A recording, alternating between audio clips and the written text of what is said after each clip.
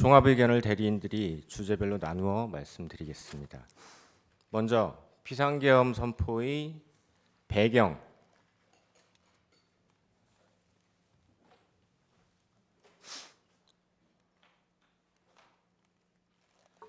비상계엄 선포의 배경, 대통령이 왜 비상계엄을 결심하게 되었는지, 그리고 그 중에서도 야당의 다수 의석을 악용한 정부 정책 발목 잡기, 입법 폭거, 예산의 일방적 삭감에 대해서 살펴보겠습니다.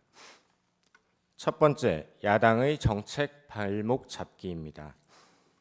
대통령은 연금, 노동, 교육, 의료의 4대 개혁을 추진하였습니다. 우리 사회는 초고령에 직면했고 연금 개혁은 국민들 노후와 청년 미래가 걸린 시급한 핵심 과제입니다. 정부 여당은 기금 수익률 제고 등 개혁안을 제시하고 국회 연금개혁특위의 구성을 제안했지만 야당은 특위 구성조차 거부했습니다. 다음 노동개혁, 노사법치주의 확립을 원칙으로 노조원 고용세습 등 부당채용 철폐, 노조회계 투명화 등 글로벌 스탠다드에 맞는 관행, 제도 선진화를 추진했지만 야당은 모두 반대했습니다. 교육 분야에서도 방과 후 돌봄을 통합한 늘봄학교, 교육 격차 해소를 위한 AI 교과서 도입 등을 추진했지만 야당은 여야 합의도 없이 반대 입법만을 민주당 단독으로 강행 통과시켰습니다. 의료개혁, 필수 의료 및 지역 의료 강화의 필요성을 호소하였음에도 야당은 대안 제시도 없이 여야 의정 협의체에 불참하는 등 갈등 양상을 방관하였습니다. 경제 분야에서 경제를 활성화시키고 성장 동력을 확충하기 위해 반도체 산업 지원 강화를 위한 특별법, 기업 밸류업 프로그램, 산업은행 부산 이전, 중대재해처벌법 실효성 강화 등에 필요한 정책 입법들을 추진했지만 모두 야당의 반대로 무산됐습니다. 민생 분야에서는 과도한 국민 부담을 완화하기 위한 상속증여세법 개정, 각종 부담금 폐지 등 민생 법안들을 추진했지만 역시 모두 야당의 반대로 무산되었습니다. 그리고 첨단 전략 산업의 에너지 수급, 전력망 확충을 위해 반드시 필요한 첨단 에너지 3법 역시 추진했지만 야당의 반대에 가로막혔습니다. 중국 등 외국인의 간첩 행위를 처벌하기 위한 형법 개정을 추진했지만 이마저도 반대했습니다. 지방 소멸의 위기를 극복하고 지역 과학기술 산업의 발전을 통한 지역 경쟁력 강화를 추진했지만 모두 야당의 반대로 무산됐고 저출생 위기를 맞아 인구 전략기획부를 수립하고 신설하고 아이돌봄 지원을 확대하고자 했지만 역시 야당의 반대로 무산됐습니다. 다음 입법 폭거입니다. 법률 제정과 예산안 심의에 관한 권한은 국회에 있고 국회의 의사는 다수결에 따라 결정됩니다. 하지만 국회의 입법, 예산에 관한 이러한 권한에도 한계가 있습니다. 그것은 다름 아닌 헌법입니다. 즉, 국회의 법률 제정, 예산안 심의는 국민 주권주의와 기본권 보장, 즉 헌법이 보장하는 국민의 기본권을 침해하는 법률을 제정할 수 없고 법치주의, 법률은 헌법에 따라야 하며 권력 분립, 입법권으로 행정권, 사법권을 침해할 수 없습니다. 그리고 이 모든 헌법상의 원칙들은 단 하나를 위해 존재합니다. 바로 국민입니다. 입법, 예산 등 국회의 모든 활동은 국민 이익을 위해 이루어져야 하고 국민 이익에 반해서는 안 된다는 것입니다. 구체적으로 민주당이 어떻게 국민 이익에 반하는 입법, 예산을 자행했는지 살펴보겠습니다. 먼저 입법 폭거입니다. 야당은 22대 국회가 개원하자마자 2주 만에 이재명 대표를 지키기 위해 검찰과 사법부를 압박하는 셀프 방탄 보복법들을 통과시켰습니다. 그 밖에도 이재명 대표에 대해 이미 진행되고 있는 수사를 방해하는 특검법들, 도대체 누구를 위한 법들인지 하나라도 우리 국민들을 위한 법이라고 말할 수 있을지 모르겠습니다. 5천만 대한민국 국민 중 단 한 사람을 위한 법들이었습니다. 그뿐만이 아닙니다.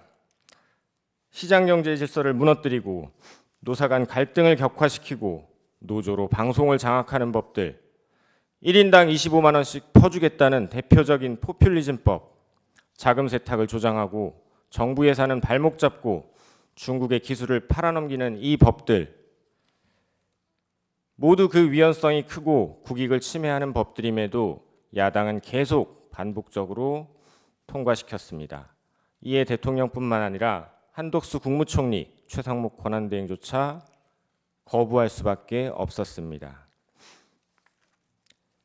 다음 예산의 일방적 삭감에 대해 말씀드리겠습니다.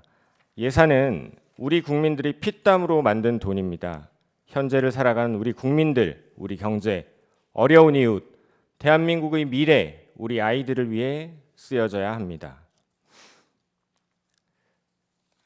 이와 같이 귀중한 예산을 우리 국민들을 위해 잘 쓰기 위해 대통령은 전국을 발로 뛰며 정책을 개발하고 그것으로 정부 편성 예산안이 마련되었습니다. 헌법 제54조에 따르면 예산안의 심의 확정권은 국회에 있지만 예산 편성권은 정부에 있습니다. 따라서 야당이 다수 의석을 악용하여 정부 여당과의 협의 없이 일방적으로 예산을 삭감, 단독 처리하는 것은 정부의 예산 편성권을 사실상 박탈하는 것이나 다름없습니다. 그런데 야당은 지난 12월 1일 정부의 핵심 예산을 4조 1천억 원 삭감, 단독 처리하였습니다. 헌정사상 초유의 일이었고 삭감한 예산들의 면면을 보면 경악을 금할 수 없습니다. 수사기관들의 수사에 필요한 예산을 전액 삭감하여 사회 안전을 위태롭게 했습니다. 중국과 북한으로부터 밀반입되어 학원가까지 퍼진 마약 수사를 어렵게 했습니다. 법무부, 감사원까지 보복성으로 예산을 대폭 삭감했습니다. 대통령 체포 구속에 조직의 명운을 걸고 범죄까지 저질렀던 공수처의 예산은 증액해 주었고 최근에는 민주당 의원이 공수처의 조직과 예산을 대폭 늘려주는 법안을 제출하기도 했습니다. 북한의 핵과 미사일, 대량 살상 무기에 대응하는 핵심 국방 예산을 사실상 전액 삭감하여 안보를 위기에 빠뜨렸습니다. 이는 우리 국민의 생명, 나아가 국가의 존립을 위태롭게 하는 이적행위나 다름없습니다. 대왕고래 프로젝트 예산 사실상 전액 삭감, 산유국의 꿈이 물거품이 될 위기에 놓였습니다. 우리는 세계가 인정하는 원전 강국이고 원전 기술은 우리의 미래 먹거리 중 하나입니다. 그럼에도 불구하고 원전 수출의 필수적인 신기술 R&D 예산 90%를 삭감했습니다. 현재 세계 원전 시장의 70%는 중국과 러시아가 장악하고 있습니다. 최근 방통위의 경우 예산 삭감으로 소송비가 없어 글로벌 대기업을 상대로 과징금 부과도 못하고 있습니다. 유류비가 없어 차량 운행을 못하고 운영비도 없어 방문객에게 차 한 잔 못 내주고 있다고 합니다. 얼마 전 국무총리 역시 이 법정에 나와 법무부 인사정보관리단 예산이 전액 삭감되어 사무실 청소도 각자 해결하고 화장실도 가까운 공원이나 다른 관공서에 가서 해결하는 등 정부 효율과 공직사회 사기가 매우 떨어지고 있다고 증언한 바 있습니다. 검찰 특활비를 전액 삭감하는 바람에 수사관들은 사비, 상금까지 털어 마약 수사를 하고 있다고 합니다. 이와 같이 무분별한 예산 삭감은 이미 현실로 다가와 부처별 업무 그리고 나아가 국정 운영에 심각한 문제들을 야기하고 있는 것입니다. 야당은 대통령 당선 후 취임 전부터 이미 대통령 탄핵을 추진해 왔습니다. 온갖 이재명 방탄법, 보복법, 위헌입법들을 자행하고 줄탄핵으로 일할 사람 모두 집에 보내고 대통령과 정부 여당이 추진하는 정책은 모조리 발목 잡고 예산은 일방적으로 삭감했습니다. 국정이 마비되지 않으면 오히려 이상할 정도였습니다. 홍장원의 수상한 메모나 곽종근의 오염된 진술, 병실 베드에 누워있는 조지호에 대한 수십 시간의 조사, 어쩌면 이런 것 따위는 필요 없었는지도 모르겠습니다. 그런데 마침 대통령이 비상계엄을 선포하니 이때다 싶어 내란이다, 얼른 탄핵시켜서 끌어내리고 이재명 대표 피선거권 박탈 전에 조기 대선 치르자. 이것이 현재 국회에서 절대 다수상을 차지하고 있는 민주당의 민낯입니다. 칸트는 모든 인간은 목적에 따라 행동한다고 했습니다. 야당의 입법, 예산과 관련된 일련의 폐악 행위에는 세 가지의 일관된 목적성을 발견할 수 있습니다. 첫째, 우리 국익을 침해한다는 점입니다. 민생경제가 활성화되고 우리 기업들 사업 잘 되고 일자리 늘어나고 국익이 신장되면 대통령이 국정 운영을 못한다고 할 수 없을 테니 말입니다. 둘째, 반대로 우리 안보를 위협하고 우리 아이들에게 마약 팔고 우리 기술 탈취해가는 중국, 북한의 이익에 부합하는 일들이었습니다. 간첩들에 대해서는 수사조차 어렵게 하고 야당 대표는 유엔 안보리 제재를 위반하여 수백만 달러를 북한에 송금하기도 했습니다.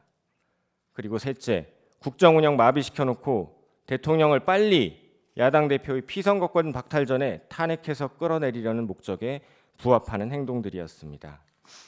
야당이 했던 예산, 입법, 탄핵 하나하나 국익에 반하는 것들 해놓고 그것이 진정 국민들을 위한 것이었다고 말할 수 있을지 모르겠습니다. 민주주의 다수결을 빙자한 민주주의 파괴, 야당의 입법 독재로 인한 권력 분립의 파괴, 이적 행위였습니다. 대통령 탄핵 소추해놓고 이제 와서는 대통령이 추진하던 개혁, 정책 입법, 우리가 하겠다, 예산도 다시 증액하자, 우리가 중도 보수를 대신하겠다라고 합니다. 형법 87조 내란, 대한민국 영토의 전부 또는 일부에서 국가 권력을 배제하거나 국헌을 문란하게 할 목적으로 폭동을 일으킨 자는 다음 각호의 구분에 따라 처벌한다. 대한민국에서 국가 권력인 행정부, 사법부를 배제하려 하고 국헌을 문란하게 한 자들, 도대체 누구이고 누가 내란범입니까? 야당이 초래한 이 사태, 국가 위기 상태, 국가 비상사태가 아니라고 말할 수 없을 것입니다. 이래놓고 야당은 진정으로 정부 여당과 대화할 생각이 있었다고, 대통령이 대화할 자세가 되어 있지 않았다고 어떻게 그렇게 말할 수 있는지 모르겠습니다. 12월 3일 밤 국무총리, 국무위원들은 정무적 부담, 경제, 외교에 미칠 영향을 우려하고 걱정하고 반대하고 또 일부는 침묵했습니다. 하지만 그 누구도 다른 해법으로 대통령을 설득하지 못했습니다. 헌법 제66조 제2항 대통령은 국가의 독립, 영토의 보전, 국가의 계속성과 헌법을 수호할 책무를 진다. 대통령이 비상계엄을 결심한 이유입니다.